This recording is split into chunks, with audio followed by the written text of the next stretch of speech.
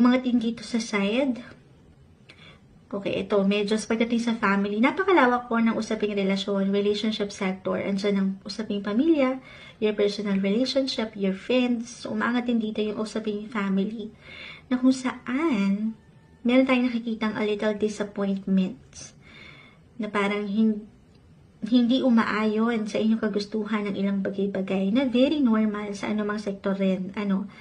At dito, dahil na hindi umaayon, meron lang kayong hindi pagkasunduan or hindi kayo magkasundo sa isang bagay within your family members.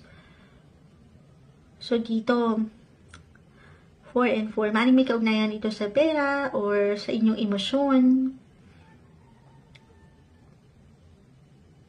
Kasi minsan, di ba, yung inaasahan mo na susuporta sa'yo or unawa sa'yo ng higit ay nasa pamilya, but